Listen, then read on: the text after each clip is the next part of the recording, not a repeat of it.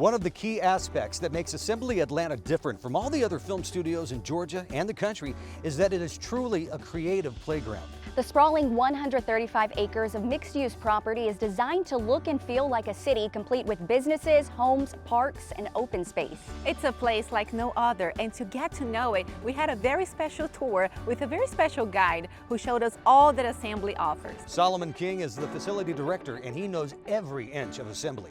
Take a look. Well, we're here at Assembly Atlanta. We're so excited to be here. We're joined with Saul, and Saul, you serve as the facility director. Tell us about your job and what your day-to-day looks like. The day-to-day functions is to make sure everything going on here is smooth.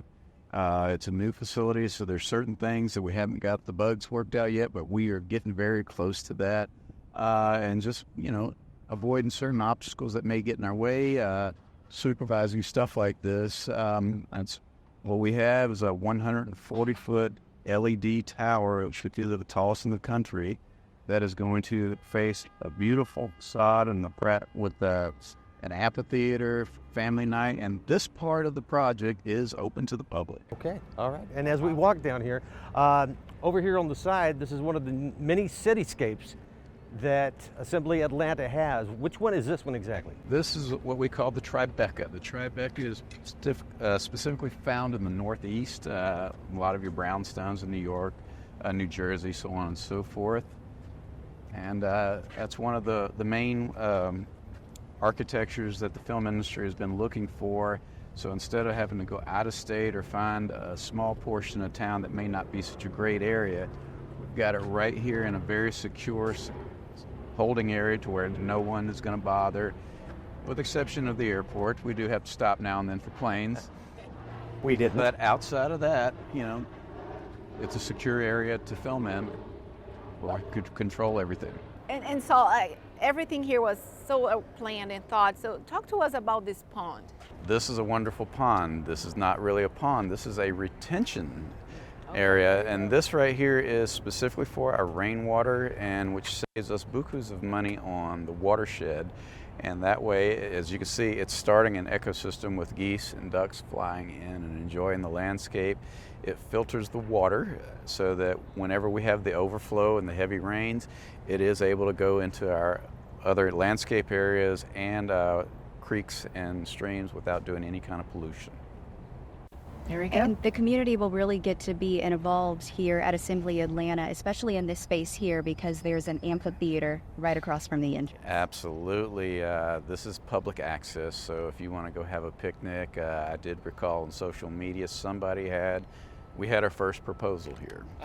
So somebody's already on the books for it, but there's going to be many firsts here, and just can't wait till 4th of July when our LED tower is complete.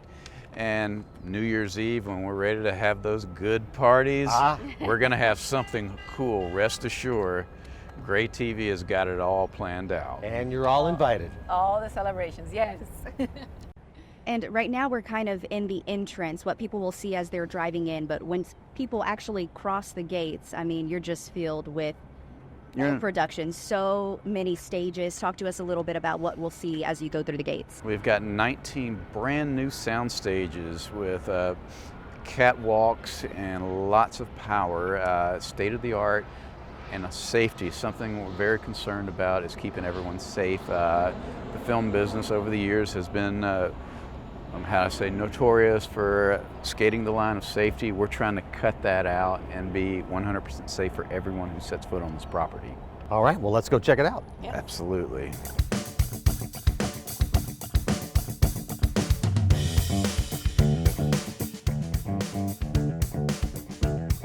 Now, once we get to the European building, that facade is going to get a matching facade on the other side of the street.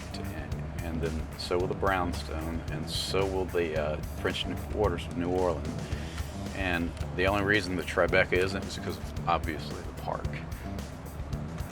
But the ideal to that is when you're filming a scene, it's nice to have a variety of storefronts that are the same style but different. And with that being said, you can turn your camera around instead of trying to cheat your camera to the other side, of which you run into continuity problems if you do not have a set deck budget to where you can change out the scapes for every turnaround. And that becomes time and costly. So with that being said, this will be a way to free up that and also expand your budget when you don't have to spend that much money on flipping a set. And you also save time with that. You know, life goes on. You get through your day a lot easier. The typical film day, which you guys probably already know, that is 12 minimum. It's rare that you run into anything less than that. And it is frequent when you exceed that. So now we're coming up on the New York brownstones.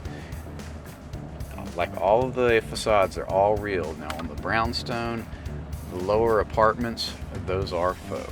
But everything else is 100% real, made with 100% real material, not facade material that you get a few rains and it falls apart. This is here forever.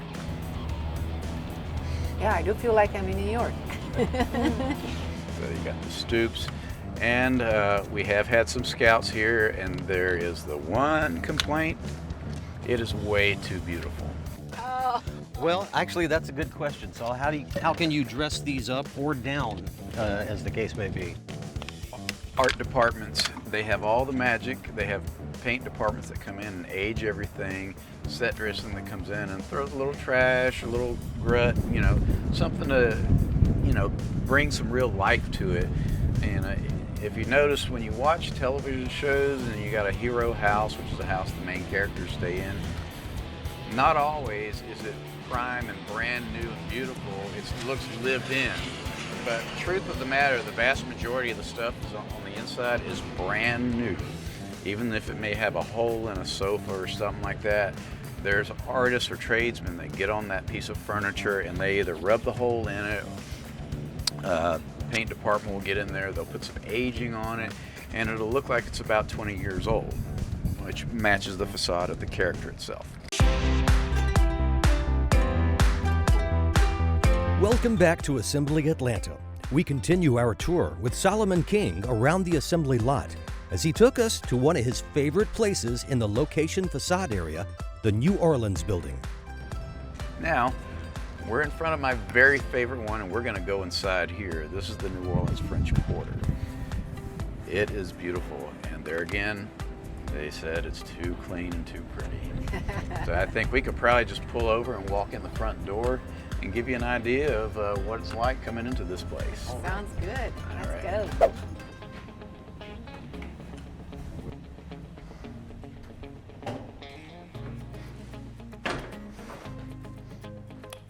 So here you'll find the grand entrance of the New Orleans French Quarter. The first thing you'll see coming in is our green room. And this is where the actors go when they are ready to get on set. So they have a little bit of an amenity. You want to watch a little TV waiting, do touch up on the hair and makeup, just all around relax. Have a cold bottle of water, beer, wine. Okay. Nice. I like it. Okay. Now we're talking. Climate controlled. And so as we leave here, we've got offices and guest dressing rooms down this hall. This hallway, we've got the cool stuff. We've got the wardrobe, which is just basically a box, but as we get into our ladies' favorite, hair and makeup room. Yes. Okay. This is that good one. So we have stations for doing your hair, stations for doing your makeup. The makeup prospective makeup and hair artists will be in here waiting for them. We currently have our chairs on order. They're going to be the old style barbershop chairs with all the beautiful chrome and to be reclined whether you want a shave or a hair wash to utilize our hair sinks. How many makeup rooms does Assembly Atlanta currently have? 19. Just like this or close to it with the same idea. And one for each stage. And what's it like being able to see all of these productions take place from kind of start to finish? I've been doing it for years. In the very beginning, it was so exciting. Now it is a job. It doesn't come across like a job. That's the point. The average day in the film business is, as I said earlier, 12 hours. It's rare that it's less than 12. Sometimes they say, we got an 8 and skate. Everybody packs up, leaves, goes home, enjoys their time with their families. Normally, it's frequent to go past 12 hours. So, you know, the guys that you see working in the film business, you know, it's not all fun and games. They put in the time, their time away from their family and loved ones. So it's a big job, bigger than most people realize. It's not all fun and games, and then you got a film at the end of the day. There's a lot of work that goes into everything. But at the end result, it's all worth it. And we as the viewer, we're always seeing the final product, but sometimes you forget what it takes actually leading up to that. This is a facility that aids in the final product. Having everything condensed in a building, it keeps the actors and actresses from being out across the lot. As I was explaining to someone earlier, if somebody's in their trailer across the lot from their stage, they spent 2 hours in the hair, makeup, chair, wardrobe, so on and so forth. They make it halfway across the parking lot. We get a thunderstorm that just dumps down on them. They're back in the chair. Meanwhile, there's 50 to 100 people waiting on set at an hourly rate that's costing the production time and money. So the later they stay on set, the longer the days go, the more it costs to get a production done. And with this being all internal, that cuts out a lot of that. Plus, with all the facades being offices as well, your producers, your writers, and all the people that are above in those offices, if there needs to be a change, they're not running from across town from a production office. They are right there to trot down the elevator and into the stage, and they go make that change right there on the spot, instead of it being a big ordeal. So we're doing a lot of things all at once. And being that our mills are also on site instead of across town, which is the typical, we're using forklifts instead of stake beds. Now granted, there's still stake beds and other kinds of equipment for location purposes, but that's just it. We're trying to keep it down to a minimum of travel time. Travel time equals money. And the more that you save, the more you make on the back end, the more options you have in the making of the film as well. So what I'm hearing, the key word at Assembly Atlanta is efficiency. Absolutely.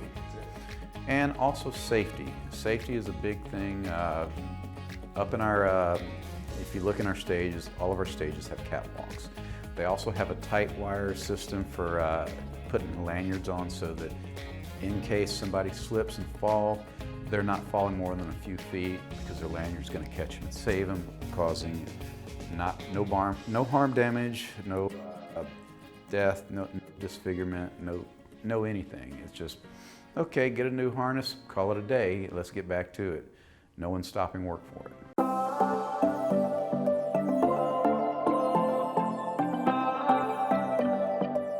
One of the most important pieces of a movie studio is the soundstage.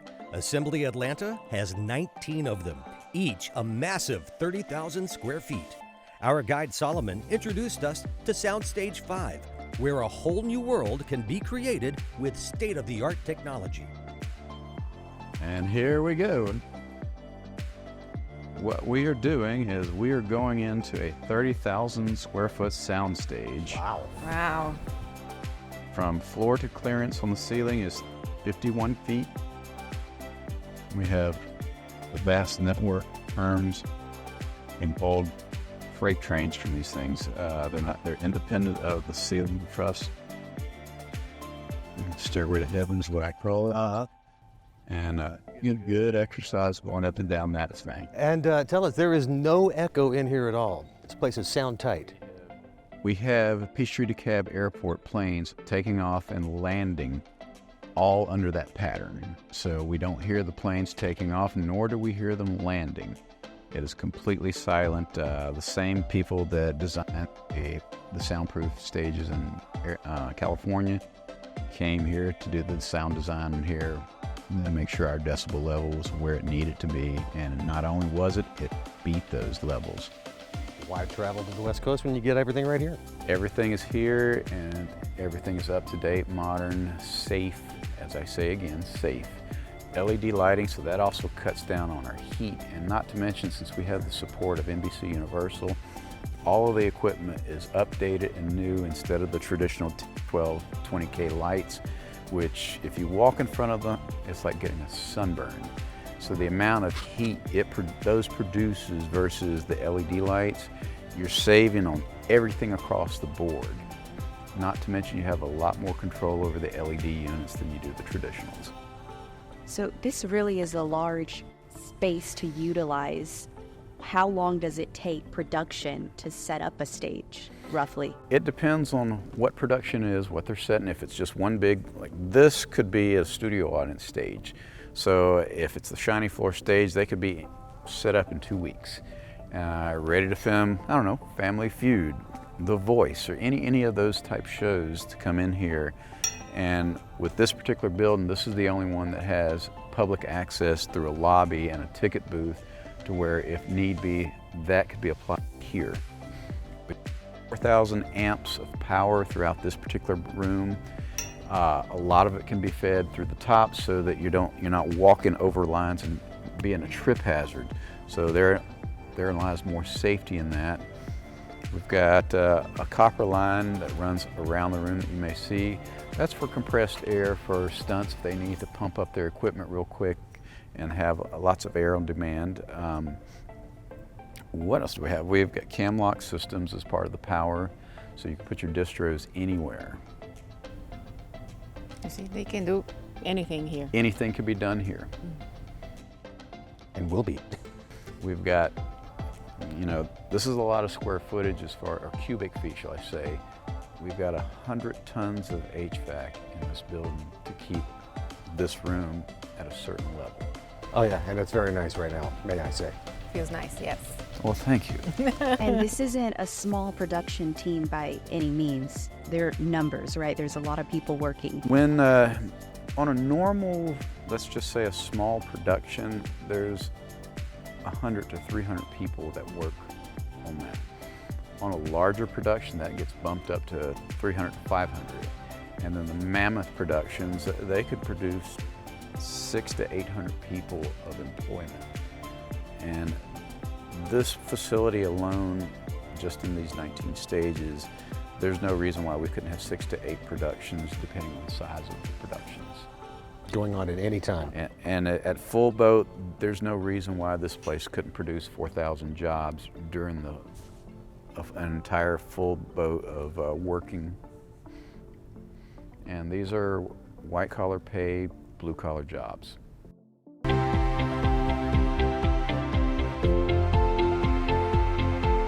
Welcome back to Assembly Atlanta.